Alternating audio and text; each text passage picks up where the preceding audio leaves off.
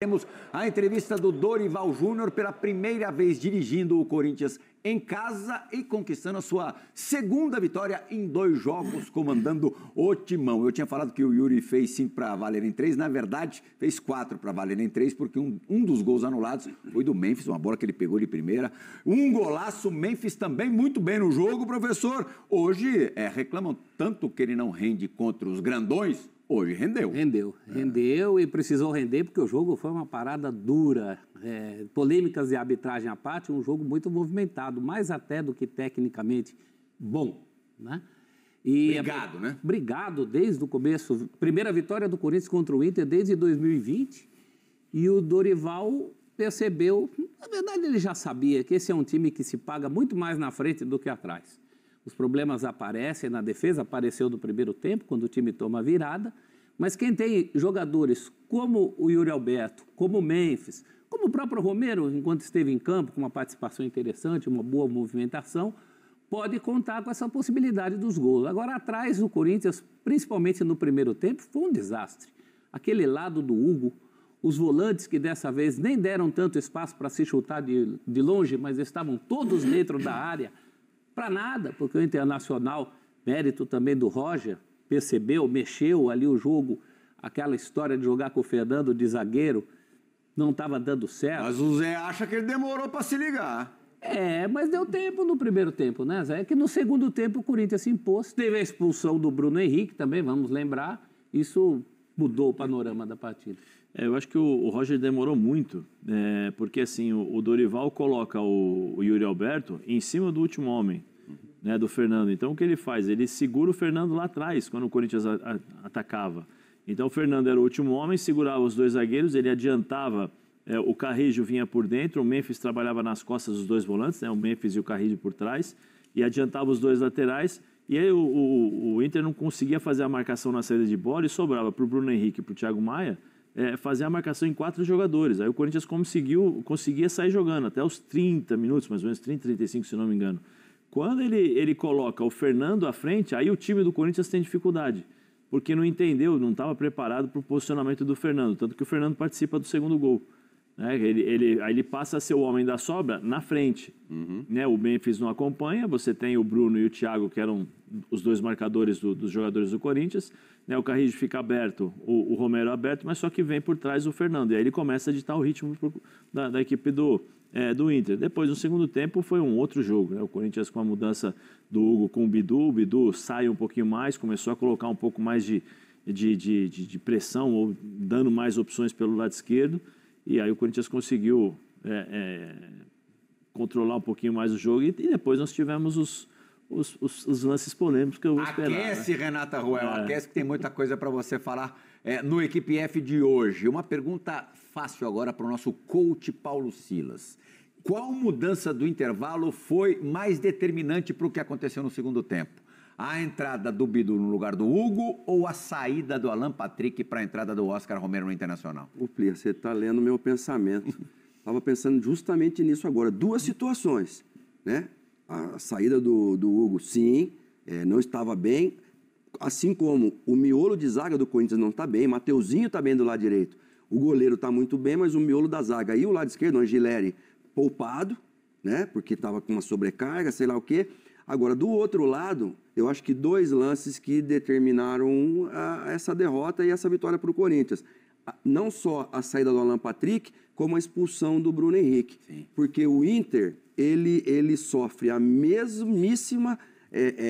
mesmas consequências do Atlético Nacional de Medellín no jogo da Libertadores. E até por conta do resultado do Inter contra o Nacional do Uruguai, perdendo de 3-0, empata 3-3. O próximo jogo do Inter na Libertadores é lá na Colômbia. Quinta-feira contra o Atlético Nacional. Então, um grupo também, que está muito pegado. Talvez a saída do Alan Patrick seja devido a essa movimentação na tabela inesperada pelo Inter. Estava encaminhada a classificação com a vitória sobre o Atlético Nacional Medellín 3-0 e o jogo contra o Nacional do Uruguai era meio que dado uma vitória, não precisava ser 3-0, mas uma vitória. E aí o Corinthians, que não é bobo nem nada, se aproveitou dessas 2 situações, continuou atacando. Diferentemente do que vinha fazendo nos últimos jogos, aperta no primeiro tempo e depois no segundo tempo vai caindo. Não, agora foi o contrário. Tudo bem, tinha superioridade numérica, mas jogou muito, muito bem e o ataque funcionou, principalmente o Memphis e o Yuri Alberto, acho que... E a facilidade, né? A facilidade que o Carrijo pegava essa bola aberta e fazia os cruzamentos, porque tanto o Bernabé como também o Luiz Otávio, que entrou, eles não conseguiam tirar essa marcação ou fazer uma marcação para evitar o cruzamento. E aí o Carrijo toda hora, aquele cruzamentozinho ali que, né, uma vez tirando, outra vez cortando a bola, né? O Coronado, Zé, parece que faz o gol, a gente não viu ainda o quarto gol, que o Memphis poderia ter feito. Você quer ver agora? Pra você e pra mais ninguém. Pra você, Paulo. O Memphis teve, só que o Memphis teve na meia-lua para fazer isso aí. É verdade. E chutou a bola em cima do goleiro. Ele acho que eu não tinha visto, né? Na hora que ele domina, ele olha a bola e ele na hora que finaliza. ele não viu. Mas ele teria que ter visto, né, Zé? Porque ele é o craque, né? Cara, tem umas coisas no futebol, né? O Zé estava falando, o Corinthians surpreendido com o Fernando mais avançado. Tem direito de se surpreender, uma vez que ele não é zagueiro, que ele é volante? O natural dele é jogar ali. Mas eu acho que o Dorival preparou essa equipe, especialmente com essa movimentação, porque quando o Corinthians não consegue fazer a marcação-pressão, né? O Corinthians espera o Inter no campo dele, ele coloca o Memphis e o Yuri Alberto para marcar os 3 zagueiros. E aí o Fernando fica como zagueiro. Quando o Roger começa a entender que, peraí, o Fernando nós estamos perdendo um homem no meio campo, e ele adianta, o Corinthians eu acho que o Dorival não preparou, não que não preparou essa equipe, mas eu acho que os jogadores em campo demoraram para entender em termos de posicionamento. Isso aí é frações de segundos, talvez você mude uma bola ou outra, né? Aí quando eles perceberam, o Fernando já estava participando o tempo todo, tanto que fez o gol.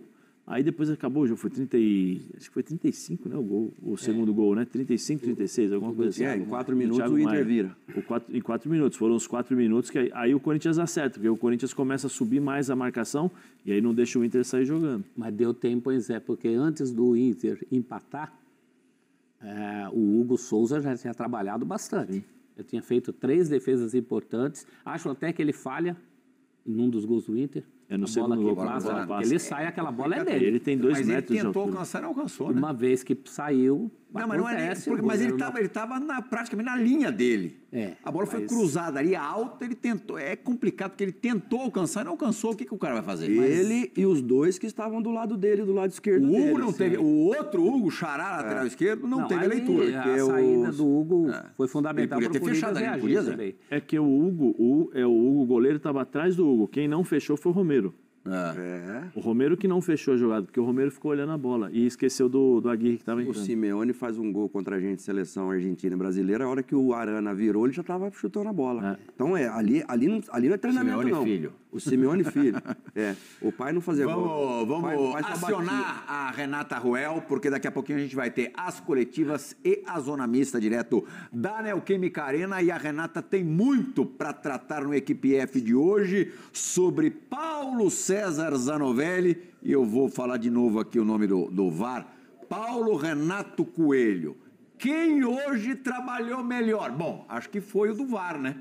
Porque em todas as vezes em que o Zanovelli foi para o monitor, ele mudou a decisão dele de campo. Renata, comece por onde você quiser. Boa noite. Boa noite, Plihal, professor Zé, craque Silas.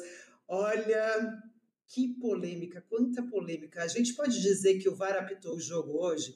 Eu acho que a gente pode dizer. O VAR apitou o jogo hoje. Essa é a realidade, infelizmente.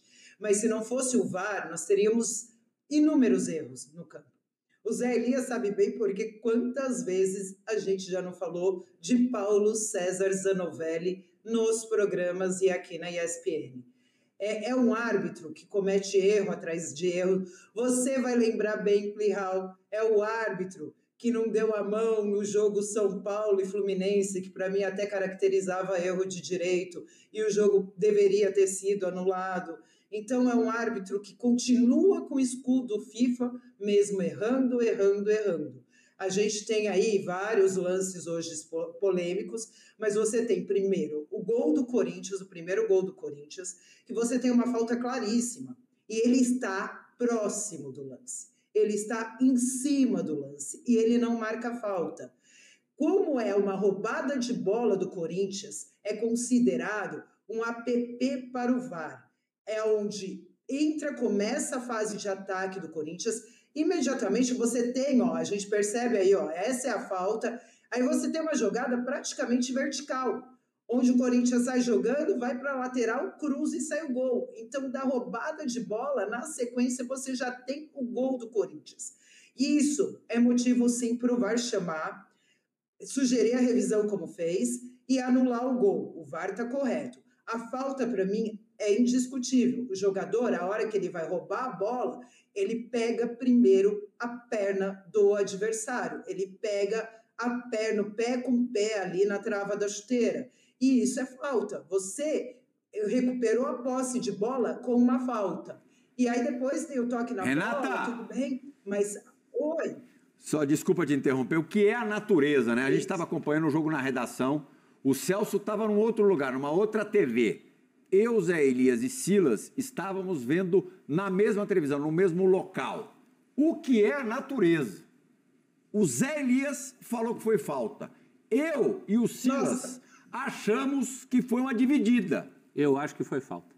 Celso Zé também acha que foi falta? Eu acho que foi. Em tempos de VAR, você pega essa falta. No futebol a olho nu, não. Não. Mas se você tem o VAR e chamou e viu... Essa foi a explicação que eu dei para o Plihal. Não é? Mas a minha pergunta para Renata, se o Wesley não fica caído, o VAR ia chamar? Porque se o Wesley levanta, e aí?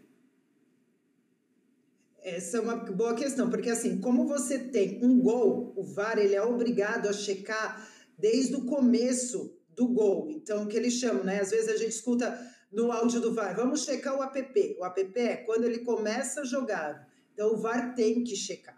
Como você pega, eu concordo com vocês, no campo, às vezes é realmente difícil você ver esse tipo de lance. Mas com o VAR, a hora que você pega, você vê que a entrada dele vai no pé com o Wesley. Por mais que tenha o toque depois, você tem a falta. Você tem uma falta no início da jogada. A questão é uma falta clara ou é uma falta interpretativa? Se é interpretativa, não é lance para o VAR. Para mim, é uma falta clara que o VAR acerta em chamar, porque você tem uma falta na roubada de bola na origem de jogada. Agora, o VAR tem que checar, agora chamar... Olha, Silas, se tem uma coisa que a gente não tem é critério, a gente vai falar isso até no pênalti em relação do Corinthians, porque é difícil a gente falar se a arbitragem chamaria ou não. Uhum. Na sequência, pouco tempo depois, e aí pareceu muito que foi uma compensada, o Bruno Henrique expulso pelo segundo cartão amarelo. Parece não foi uma compensada. O cartão amarelo, no caso, ele não entra no protocolo do VAR, né? Ele não é checado.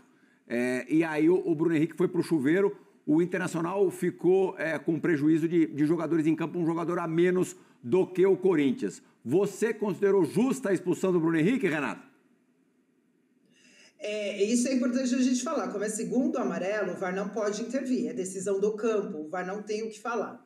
Aí a gente tem que analisar, muitas vezes, o critério do árbitro em campo, que ele marca o que ele não marca. É difícil falar de critério falando do Zanovelli, porque ele não marcou nada, né? Ele não deu duas faltas claríssimas ali que a gente viu, por exemplo. Então, é muito difícil você falar do critério utilizado por ele. Como o jogador, ele está vindo, o jogador do Corinthians, ele está vindo em velocidade. A hora que ele está vindo em velocidade, o jogador, o que ele faz? Ele só vai na perna do adversário. Se ele só vai, essa imagem aí, esse lance é o primeiro, é isso, Leal, que ele está mostrando, primeiro amarelo. Sim. Ô Zé, antes de te perguntar se você considerou justa ou não a expulsão, o segundo cartão amarelo, quer dizer, a aplicação do cartão amarelo, você não acha que o Bruno poderia ter evitado o choque ali? Eu acho que o choque, na verdade, nem acontece, eu né? acho que ele mas poderia ter ido evitado... para a jogada de uma outra forma? Eu acho que ele poderia ter evitado o primeiro. Porque estava no meio campo, não adianta nada. Aí, o Inter tinha acabado de ser, entre aspas, beneficiado com a anulação do gol do Corinthians. Mas aí ele tira o pé. Você vê que ele tira o pé nitidamente. Aí o Ranieri, de forma... é o futebol brasileiro, de forma... se joga, tanto que ele roda, né, sobre o Bruno Henrique no chão, né? E aí o árbitro vai e cai na do Ranieri e acaba expulsando o Bruno Henrique, dando um segundo amarelo. Esse aí é o primeiro, né? Esse é o amarelo. Mas o lance da expulsão, o Bruno Henrique tira a perna, não chega nem a tocar. O Ranieri pula 5 minutos antes. E aí o juiz, por conta da pressão e da consciência, né, em relação ao tudo que estava acontecendo, acabou dando o segundo amarelo e o vermelho. E o Calçade, o professor Calçade estava assistindo com a gente lá, conosco, né, na redação, ele falou uma coisa que é verdade. Ele falou assim, poxa, se já vai dar cartão amarelo, cartão vermelho, você tem também que revisar esse cartão. Né? Qual a diferença? O cartão com o segundo amarelo ou o cartão vermelho? Você vai expulsar de qualquer forma. O protocolo não é só um amarelo. equivocado como errado. Tem várias falhas nesse protocolo, né? Não só no VAR, mas em outras também, mas infelizmente assim, pode ver que o Ranieri salta antes, Ele salta muito antes. Mas ele não salta também para não se machucar? Não, ele salta e a cara dura também, que está pedindo, que já levanta sentado pedindo o cartão. Ele salta muito antes, Priya. É verdade. Ele salta muito antes, mas muito antes. Ele estava fazendo salto triplo ali. Entendeu? E aí o juizão foi na onda da torcida, né? A torcida pressionou, ele foi lá. O Zanovelli, eu e a Renata aqui, várias e várias vezes, não é só isso.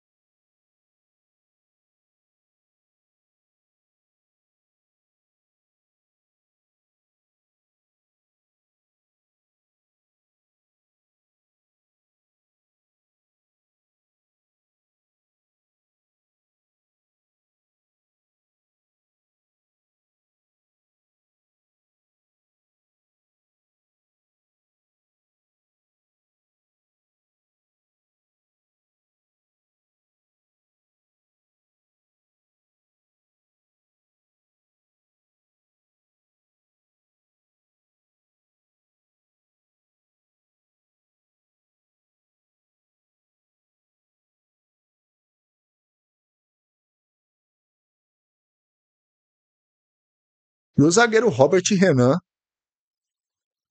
valoriza a sua segunda chance e explica por que escolheu o Inter e não o Corinthians. O zagueiro teve negociação com o Corinthians, clube pela qual ele foi formado, mas teve um acerto com o clube colorado. O jovem também promete aprender com o mercado. Robert Renan estava empolgado com a oportunidade do Inter, mesmo valorizar na Europa.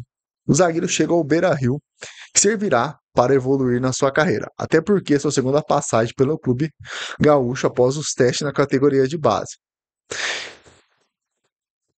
E buscará aprender com, até então, zagueiro Gabriel Mercado. E explicou sua decisão pelo Colorado e não pelo Corinthians. Segundo palavras do próprio Robert Renan, desde a primeira conversa com o Magrão recebi muita confiança e tive certeza que era o meu lugar. Eu sou do povo e aqui é o clube do povo. Vi que era a escolha certa, disse o zagueiro do Inter, agora Robert Renan, que está emprestado até o fim dessa temporada de 2024. O Inter tem um contrato com o Zenit que, caso haja alguma negociação, o Inter vai liberar o zagueiro no meio do ano e o Inter até lucrará uma grana com isso. Mas e aí, torcedor colorado, gostou desse novo zagueiro? Deixa aqui nos comentários. E o Inter deu um chapéu dessa vez no Corinthians?